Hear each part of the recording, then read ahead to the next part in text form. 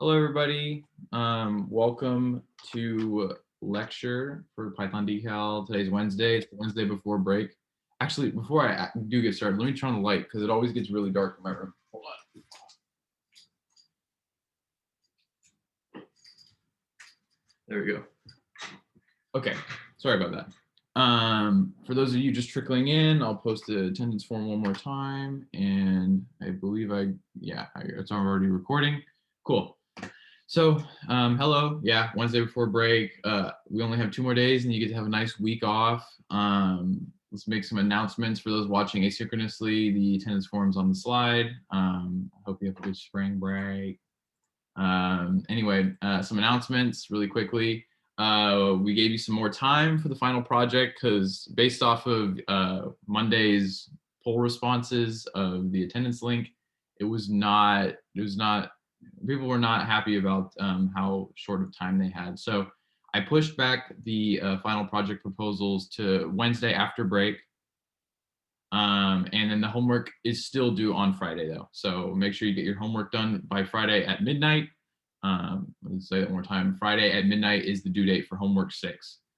Sweet. And while the project proposals are due Wednesday after break, I highly encourage that you get them done sooner for 2 reasons. One,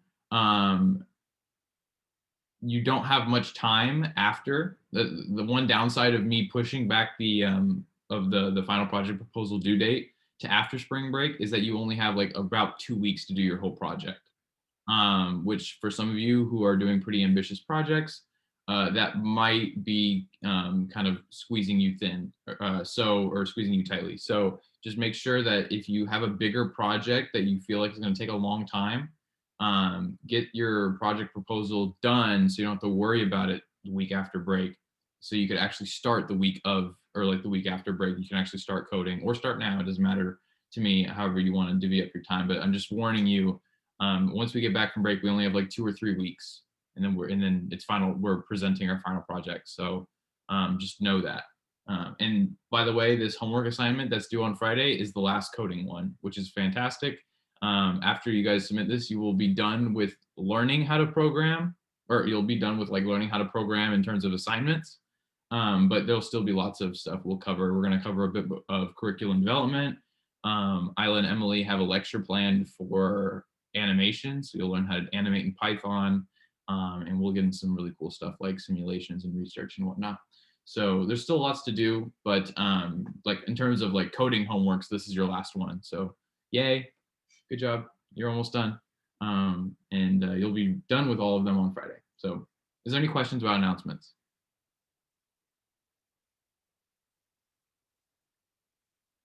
Okay, cool. One question I do want to ask everybody though, would it help if I gave everybody kind of like a guide or a rough draft of like what a final project proposal should look like? I could post one to B courses, kind of like a template. Getting some nods. Yeah. Okay. So that's what we'll do. I will post them as soon as I can. I will post like a kind of like template of what yours should kind of look like. Does not have to follow it strictly. But it should just kind of have like some similar layout to that. It should look like that. And I'll post some resources from last semester that we used. Cool. All right, let's go ahead and get started. So we got some breakout rooms. These are pretty. I hope these are pretty easy questions for anybody who's watched Monday's lecture or came to Monday's lecture. My questions to you are: what is a data frame object, and are data frames standard Python objects? If they're not standard Python objects, how do you acquire a data frame? How do you access that object? So I'm going to make 2 breakout rooms really quickly. Let's do this. Yeah, this looks good. All right. So I'll see you guys in like 5 minutes.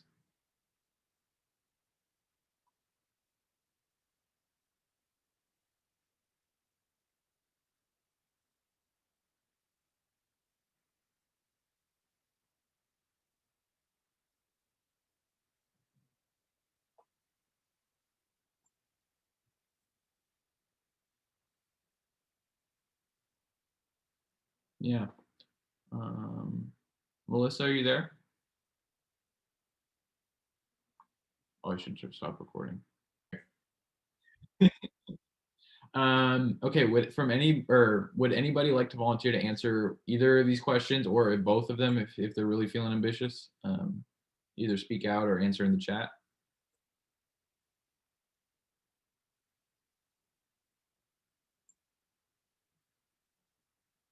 please.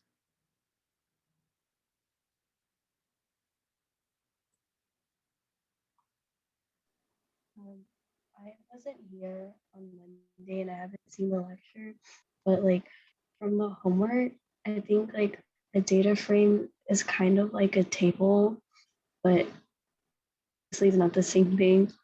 And um, I don't think they're standard Python objects because they're from pandas. Exactly. Yeah. Thank you. That is exactly what I was going for. So a data frame object comes from the pandas library, and they're exclusive to the pandas library. And there's similar things like we saw a very similar thing with the AstroPy tables. I would say AstroPy tables and panda data frames are like basically the same thing, maybe slightly different and just in like syntax and how you use them. But like in my opinion, pandas data frames is like, it's perfect. It's exactly what it should be. Um, and I prefer using them. So and they're like super robust. I use them for all my lab courses and whatnot.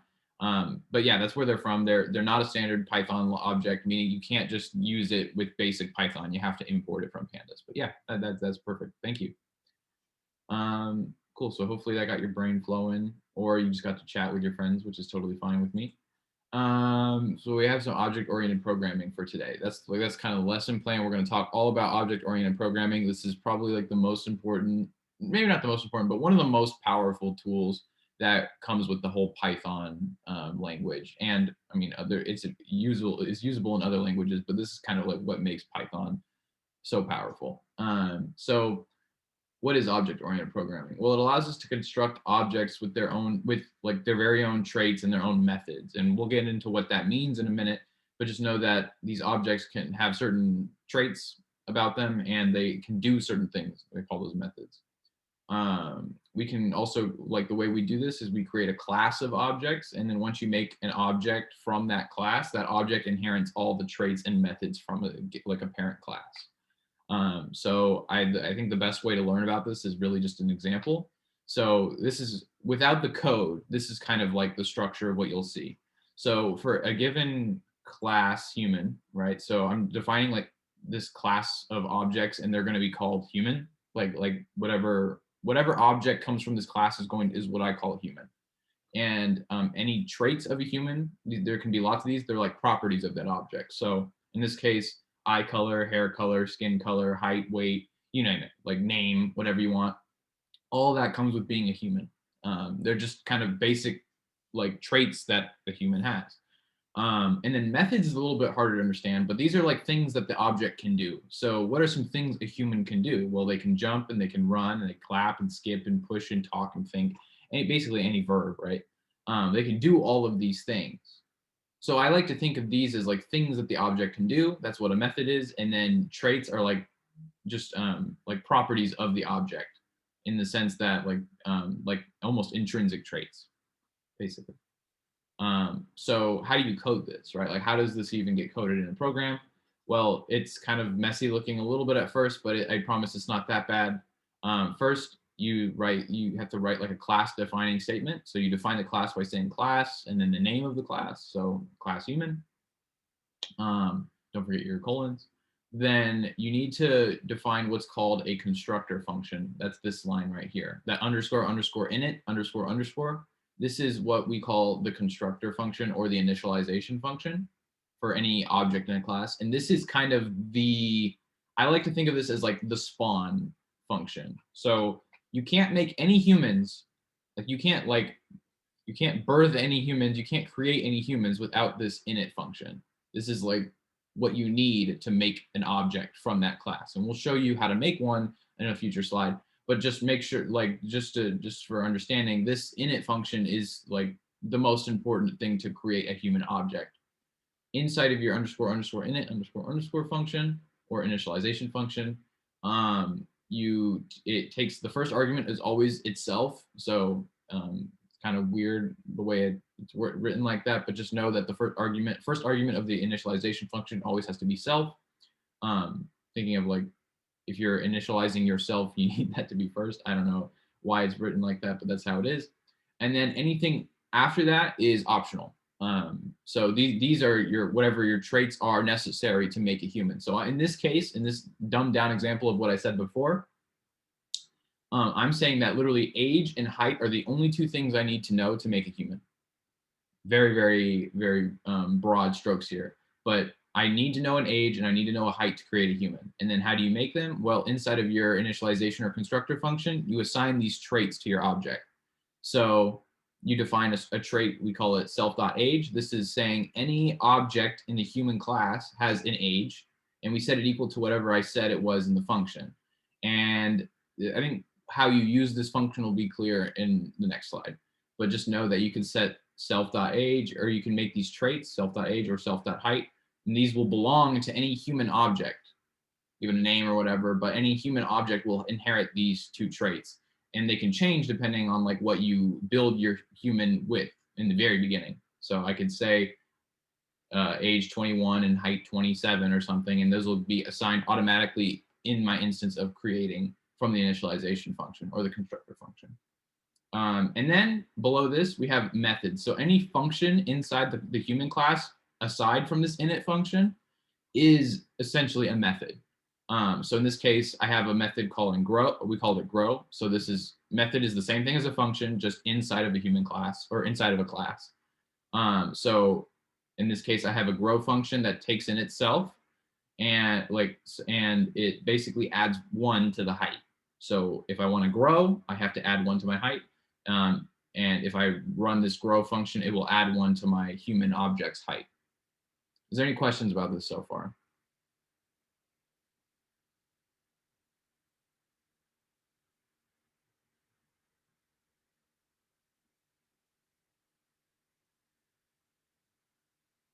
Okay, I'll take that as a no. So to keep going, so how do we create a human object? Well, I'm going to create an object, and I'm going to set its variable name James. So I'm making myself as a coded human, and I'm going to say it's equal to a human object, right? Just human. This word human comes from the name of the class, and then the first argument is age, and the second argument is height. And remember that those are the two arguments that come right after the self argument inside of your constructor function. So age and height are your next two arguments after itself. So if I make a James human object, or a human object named James, then I have to use the human constructor class, and then whatever arguments go into my constructor function need to be put in there to create the human. So in this case, I'm 20 years old, I'm 70 inches or whatever, and that's my height and my age, and that creates a James human. So just reading this line right here, the line above creates an object from the human class with the required arguments of the constructor function. I call this object James. That's exactly what I did there. And now let's say I want James to grow, right? I want this to be something that I want to use a method on my human. What is something that I can do? Well, I can tell James to grow by using this dot notation. So a method, what distinguishes a method from a function is that a method belongs to a specific type of object or a specific class. So any object from a class you can access its methods by this dot notation here. So James dot grow is just calling this grow function on the James object, and all it does is it adds 1 to my height. So now my height goes from 70 inches to 71 inches, for example. And you might recognize this dot notation. Can anybody tell me where they've seen the dot notation before in this class? It could be literally anything. If you've seen this before, let me know where it is. You can either type it in the chat or say it out loud. Oh, we use that when we converted stuff like the .2. Mm-hmm. Right. Yeah, like .2 underscore whatever. You also used it in some other things. Can anybody give me another example? For using things like plot.plot or exactly. Yeah. From other libraries. Yeah, ax.plot, plot.plot, exactly. Those are some other examples. Even list.append, right? That's another example.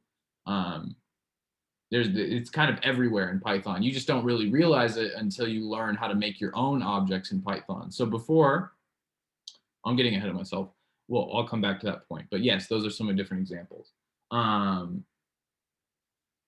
Yeah, so the line, like this line calls the grow method belonging to a human class, which just adds 1 to the height. We just said that. And then if you want to print my new height, well, it's 71. I got kind of cut off by my slide. We'll go, yeah, so now my new height is 71. So if we go to the next slide, I just pointed this out. But yeah, we've seen this in many different places. Anyone remember the x.plot? Like, just like what Asher said, you like an axis object, right? Like when I mentioned the two different approaches to plotting in matplotlib, there's the state machine approach and there's the object-oriented approach. And now we're really getting into what an object is. So before, with the state machine approach, it's a little different, but with the object-oriented approach, you're literally creating like an axis grid object that you can modify. So these like .plot, .setTitle, .setXlabel, .setYlabel, .legend, these are all different methods that take in different arguments if you want them to, that modify this axis object. And just remember what an axis object is. It's like literally the graph. So it starts off being like an empty graph with an X and Y, and then you can add data to it with the .plot. You can add a title to it, and an x-axis, a y-axis, and a legend, and so on. You can add all these different traits to it by using its different methods, which is pretty cool. How it all kind of ties together. So yeah, these are all all methods of the axis object from matplotlib. And then here's just a couple more examples of ones that I thought off the top of my head. Any list that you have, when you append, that's treating the list. A list is just an object. It's just a default Python object, and you don't really realize it's an actual object until you start learning about object-oriented programming. And hey, that dot notation is really familiar. In fact, anytime you see a dot, it's typically a sign of an object in Python. So just know when you use like a dot function, so dot remove, dot append, even when you're creating np.array, you're using like a method of this entire NumPy class or library. It's kind of getting into the weeds of how they implement it. But the dot notation, you should just think, hey, that's like an object in Python. So an array is an object in Python from the NumPy library, and list.remove is a method of the list object, and .append is a method of the list.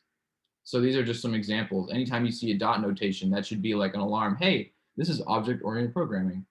They made an object and I'm accessing its methods or its traits, right? Because you don't necessarily, just because it's a dot doesn't mean it's a function or a method. It could also just be a trait. James.height is a trait of James, of the human object, right? .height right here. So any trait can be accessed that way as well as a method. Cool. Is there any questions about this?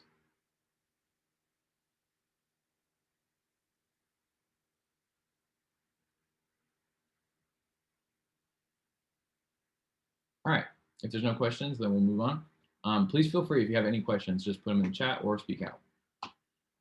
So why am I telling you all this? This is all great and all, but this sounds very CS, like I don't need to know this unless I'm taking 61A type of stuff. So I just want to give you some examples of how I've used it in physics, specifically in the context of like video games and simulations maybe. But in any case, object-oriented programming is important outside of like when people are giving you packages to work with. You can use it yourself, and I have used it myself, and I'll show you some examples of that. So we can use it to do physics, right? Let's say you have some vectors or something you want to do physics with, and you really don't want to have to calculate like a dot product every time, and have to write like 20 different functions that are all a pain in the butt. You kind of just want to have like a nice, elegant way of doing it. So in this case, let's define like a vector class. There's other libraries that do this for you, but we're going to do it ourselves just because I think it's a useful exercise. So this is from a snip, like we're going to just analyze a bit of code that I've written before in like another project. But anyway, so when we define a class, right, let's say we define like this vector class, and we can use this vector just like in physics or math class. We can use it the same way. We want to add all those traits. We want to add like a dot product, a cross product. We want to, you know, define how it works and everything. We want to have X and Y, even if you wanted Z components or whatever. So first and foremost, before we get ahead of ourselves, we need to define this vector class. So class vector, then we need to have our constructor function. This is underscore init, underscore underscore init. Or there's 2 underscores on each side. I'm sorry if I misspoke. It takes, the first argument is always self, but then everything else is optional, like what it needs to be an object. These are its traits. So in this case, I'm saying it has an X and a Y component. Those are my 2 traits. If you wanted, you could just add a third one, a Z component, if you wanted it. If you wanted to be really crazy and you're doing like some GR or whatever, and you got like a time component, you can add X, Y, Z, T, whatever, and you can make a 4 vector. But in this case, I'm just doing an X and Y because it's just shorter. So this is our constructor function and its traits. It has an X and a Y component.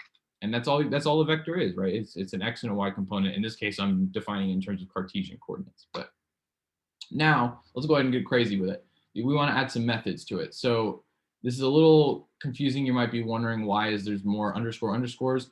I'll get to that in a second. But these are all different methods, just a bunch of defined. These are basically just functions, but they're methods because they belong to this vector class. And let's just go through some of them. So the first one I write is len. So if you want to calculate the length of a vector, well, that's easy. That's just the square root of it dotted with itself. So that's self.x times self.x plus self.y times self.y. And then you take the square root of that, and that gives you the length of it. Now, you'll notice I have add, sub, multiply, r multiply, true divide. These are like 5 different operators or different functions that technically you can write them, you can use them in Python as like just these represent adding, subtracting, multiplication, and real division, like like r multiplication and true division, whatever. These represent different operators. So in the case of like working with Python, like integers or numbers or whatever, adding is literally done. Python interprets that as 7 plus 7. You just write a plus sign, and Python knows what that means. But you can also write an add function where it's add parentheses 7 and then comma 7, and that'll add the 2 numbers together. Same thing with subtract, multiply, and so on. In this case, what I'm doing with these double underscores is it's kind of complicated, but all I'm doing is rewriting what a plus sign means between 2 of these vector objects. But that's detracting from the whole point of this. The whole point, don't worry about the notation here. That's more of a subtle point. What is important though is to know that these are just all methods belonging to a vector class. In fact, I can add even more of them. Let's say I wanted to find the angle between 2 vectors, or the angle between, not between 2 vectors, but between the x and the y component. You can do that. You can take the arctangent between y and x. If you wanted to find the norm of itself, you can write that here. If you want to find the dot product between 2 vectors, you do self and another vector, right? So it takes in whatever that other vector is, and like this vector is self, and then it doesn't take in itself, but it's just like if I have a vector, call it a, be like a dot and then b, like parentheses b, and that would be the dot product between a and b. Sorry for confusion. But anyway, and you can define, it's just multiplying the x components and the y components of this vector plus, and the other vector that you're worried about, and so on. And that right here, this whole thing basically creates a vector class that you can effectively use. You can calculate the length, you can calculate the norm, angle, dot products between vectors, and so on. And like it redefines what adding and multiplication and subtraction is for between vectors. It's just like specific to only vectors. But yeah, any questions about this? That might have been a little convoluted. I don't know if I said that the best way possible.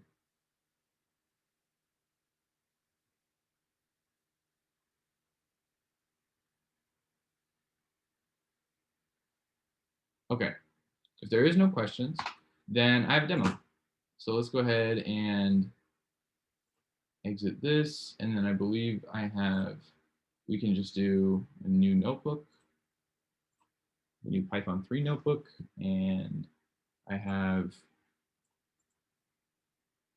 cool. Can everybody see the Jupyter notebook? Sweet. So here's what we're gonna do. We're gonna import the math library, and we're gonna import the NumPy library. And then I have this whole vector class just ready to go, copy and paste. So I'm just gonna copy and paste it. So this defines a whole vector class. Now let's use it. Let's use it. So let's say I have a position of some vector. We'll call it position 1. Now, if I want to use this vector, I just call the vector class, and I'm going to call it the initialization function for it. So in this case, I'm going to set the x and the y. Oh, I should probably zoom in for those watching. There you go. Is that better? Can everybody see that clear? Yeah. So now I'm defining a vector with the position, or with the x component being 2 and the y component being 3. If I run this, and well, I guess I should make another vector. We could do some stuff with it. So we'll have 2 position vectors. Whoop. A little bit of lag there. And we can say like 3 and 6. Okay, so now we've defined 2 vectors, and let's say I want to take the dot product between vector 1 and vector 2. Well, I define what the dot product is here. That's a method for for a vector object. So I'm just going to do the dot product using the position 1 vector. That's going to be like the first vector I'm doing it with, and the other one is going to be what other vector I want to use. So in this case, position 1 dotted with position 2.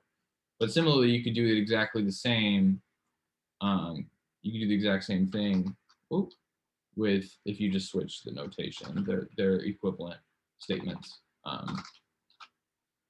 Cool. So that's like a dot product. If you want to find the angle between the x and the y component, you could do position 1 dot angle, and typo. And you can find the angle between the x and the y in degrees or radians. I can't remember how I defined it. I believe it's in degrees. Maybe it's radians. Yeah, I think A tan is in radians. But whatever, it's not super important. And then you can add vectors together. So this is what I meant by the underscore functions or methods that I added. So in this case, I have total is equal to position 1 plus position 2. So all I'm like, in this case, I'm adding 2 vectors together. So if I print total, right away, it's gonna give me like a vector object that doesn't really know, like it doesn't really know like what I mean. So I can access it straight. So let's say I wanted to print the x component of the total. Well, it would be 5, and I can also print the y component. So now I know it's 5 and 9, and when I added the 2 vectors together, that's 2 plus 3 is 5, and 3 plus 6 is 9.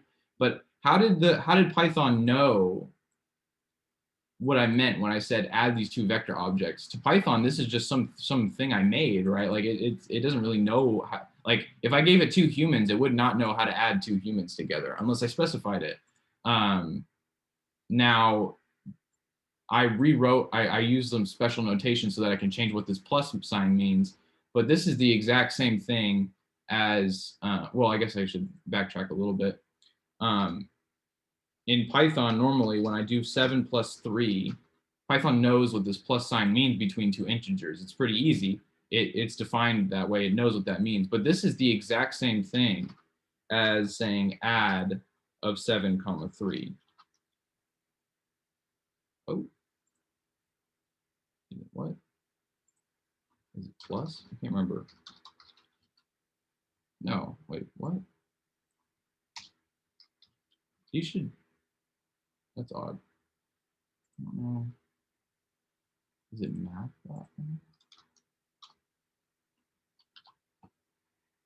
That's weird. Yeah, I'm tripping. Well, anyway, scratch that. I'll come back to that and figure out why, because I have more stuff to talk about. I'll come back to that.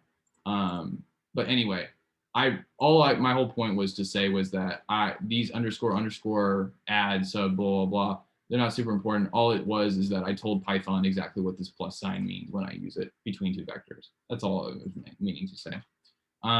So getting back to the demo, yeah, we talked about all the vector stuff. So now let's actually do something a little bit more interesting than just vectors. Let's actually make like a planet class. I think that'd be kind of fun, working with planets. So let's say I have some planet. I wanna create like a class of planets so I can make planet objects. Well, I need to make my constructor class. So always starts with your initialization function. So take first object or first argument is the self argument, and then whatever follows is customized by me. So I'm going to just add some basic traits that I would think go with the planet, maybe position in space, a velocity, and a rotation. I think that sounds fair. And I'm just going to set these, I'm going to set some traits for any planet object. So self.position is position, self.velocity is velocity. These are just the arguments of my function, and self.rotation is, or the rotation argument. Now, if I wanted to be really cool with it, I could use my vector class before that I already defined for position and velocity, right? Because position and velocities are vectors. So now that I've made my planet class, that's all fun and cool. Now I can mess around with it. So let's make a Mercury planet, right? And I'm going to say that Mercury is a planet from the planet class, and I'm going to say its position is 2,3 in like X and Y space, and then I can also give it a velocity, and we'll say its velocity is 0,0, meaning it's not moving, so it doesn't have any velocity. And then we'll give it a rotation of just like, I don't know, 2 times np.pi. Cool. And this makes a Mercury object. Now, if I want to see, what type of object Mercury is, well, you see this weird line of Python that says __main __ dot planet.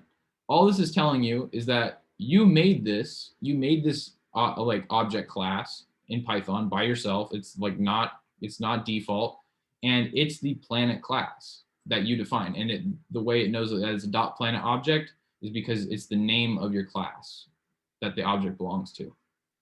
So similarly, I'm going to take the example that we did in lecture for a human. Just so now that we've done a planet, let's go back to that human example, right? And I want to just code it up really quick. I have the slides open in another window, so I'm just gonna copy and paste that right on over. Make sure it's all lined up. Cool. So that's the initialization function, the constructor function that belongs to the human class. And then if I want to add the grow function, takes in self. And how did I have it? I had like self.height is adding 1 every time I grow. Every time I call this grow function, that's all I want it to do, right? So just using it in Python, right? James, James is equal to a human object where I said, let's say I'm 1 year old and I'm 20 centimeters or 20 inches, however you want to define your units. That's a human object for James. Cool. Now I have this human object, right? If I access my traits, James.height is 20 and James.age is 1. And I want to grow James. Let's say I apply it, I want to grow James for 100 years or whatever. I want to see what happens, right? So let's just say I set year equal to 0, starting at some year, and I use a while loop to iterate over, and I'm going to say while the year is less than 100 years, so I'm just going to iterate over 100 years here. I'm just going to print this statement here at the age of, I'm just going to copy this over because it's a format statement. I don't want to deal with all this business.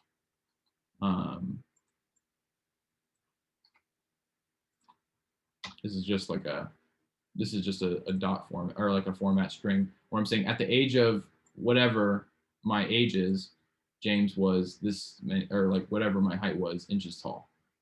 You should recognize this from one of your homework assignments. This is just a print dot format statement. And then, yeah, I'm going to print whatever my age and height is, and then I'm going to add 1 to the year, because remember, whenever we're using a while loop, we always have to iterate. or we have to change something every time so that our condition will be met and that we don't have an infinite loop. Now, if I run this, you'll see starting at some year, we're going to go every year. We're going to grow James. We're just going to use the grow function on James. And now you see, oh, did something happen? Wait a minute. Oh, I forgot to call the grow function. Duh. My bad. Let's do James.grow. Almost forgot about that. There we go. So now, and then, so there's some problems here, and we need to fix them. But at the age of, oh, yes. And then if I'm growing, I would add 1 every year.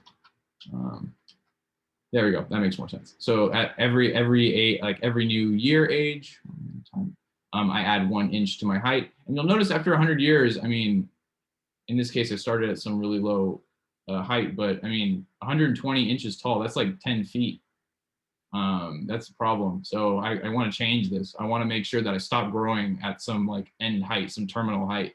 So I can add like a conditional statement inside of my grow function.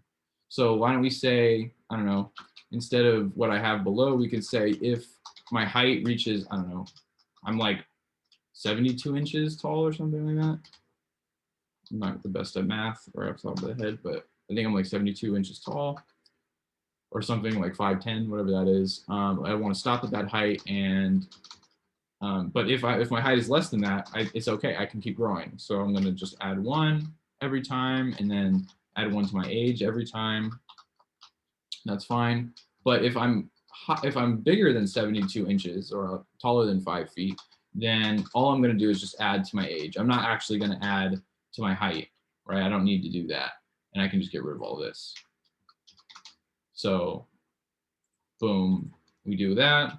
So I change my human class and my grow function inside, or my grow method of the human class. Now when I run this, you'll see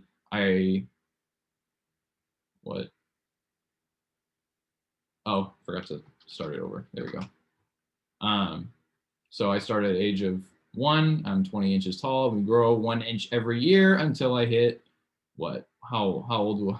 Apparently, according to this weird function, I stopped growing at the age of 52, at 71 inches tall or whatever, or 72 inches tall, or 53 actually, my bad.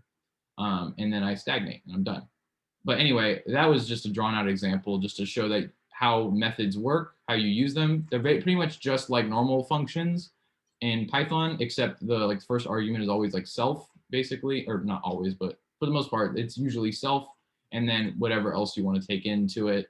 In this case, it could be like another object of the class, or it could be anything. It could be like it works just like a normal function, except whatever arguments come after, or you have to have a self argument first. That's the only difference between this and a normal function, and that it belongs to a class of objects. But yeah, is there any questions about all of that?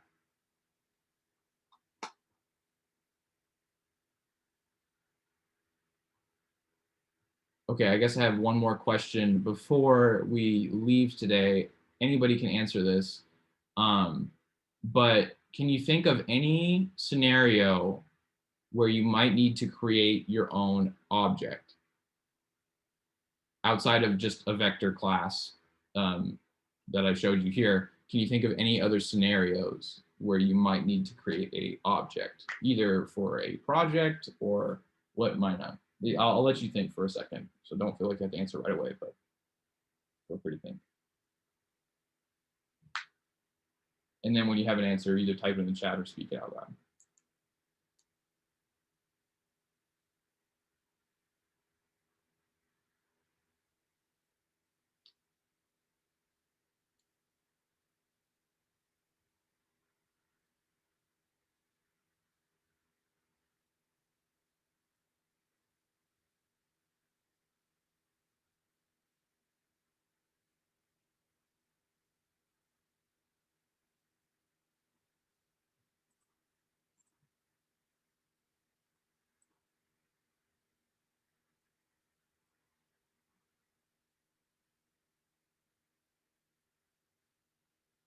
Would anybody like a little hint or something?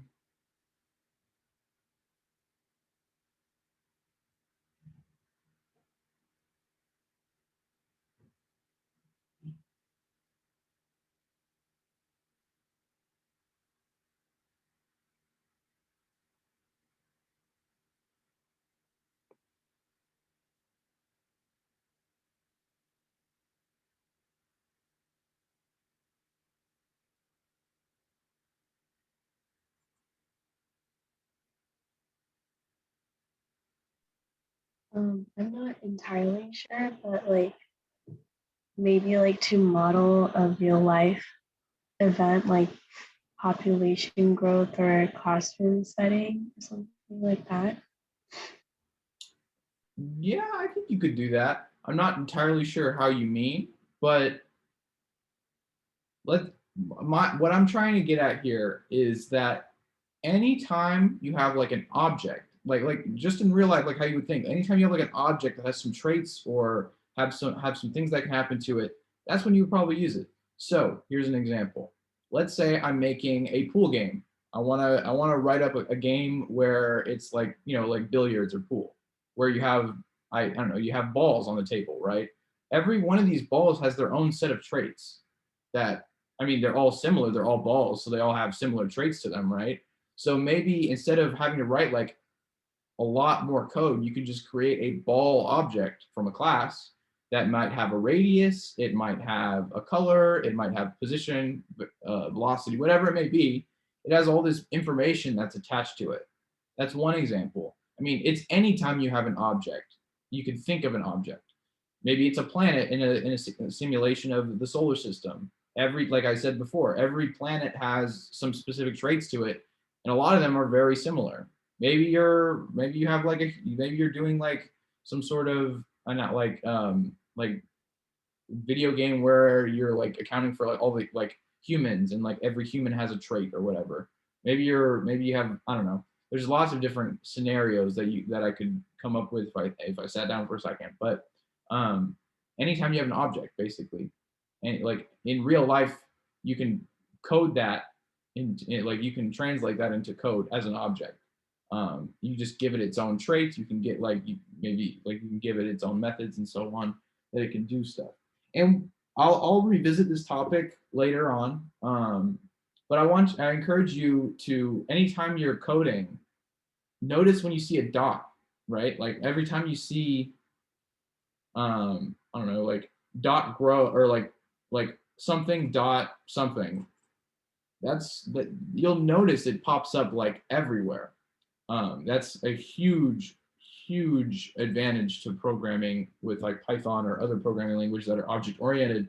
You can create objects with their own traits and methods and use them like throughout the code and stuff, which is very useful. And we'll see more how that's used later in other course or other lectures. But I just want you to think about that. But yeah, I hope that was somewhat interesting. We're at the hour, so you guys are free to go. Thank you for coming to lecture today, and I hope everybody has a great spring break. Thank you. Thank you. Thank you.